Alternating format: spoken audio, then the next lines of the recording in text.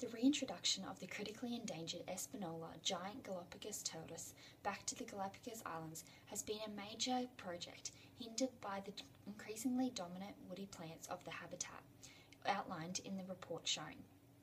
The large plants reduce the movement and spatial availability of the tortoises, whilst also directly competing against the cactus population, which are a vital resource for food, shelter, shade and foraging.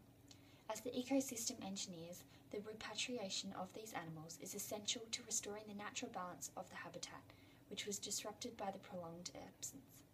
To evaluate the tortoise-plant interactions, 96 field plots with varying concentrations of woody plants and cactus were monitored in relation to the frequency of tortoises through the plots.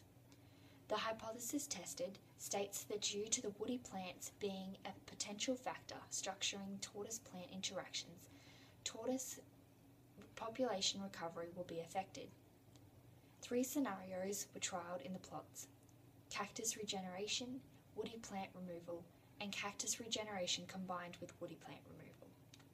By monitoring not only the presence of the tortoises in the scenarios, but also the droppings present in the plots, a clear indication of their movements was able to be seen. The results of the experiment collected in 2010 showed a distinct increase in tortoise population where the adult cactus population was greatest. Preferred habitat of the tortoises was strongly reflected in the data shown here. With a 7% increase under the cactus regeneration scenario, 52% increase under the woody plant removal scenario, and 62% increase under the cactus regeneration and woody plant removal scenario. These results support the hypothesis that repatriation efforts concerning the tortoises will be affected by the presence of the woody plants.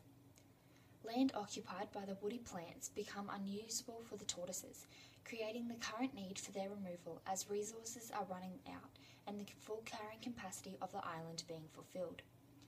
Due to this, the extensive removal of woody plants combined with mass dispersal of cactus seeds would be the most efficient way of correcting the ecosystem balance and improving the reintroduction efforts.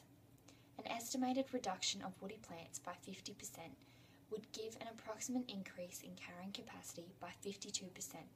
This increased capacity would allow for the estimated population growth of the species over a 25-year period if conservation efforts were continued, as seen by the future projections shown here for both younger and older members of the population.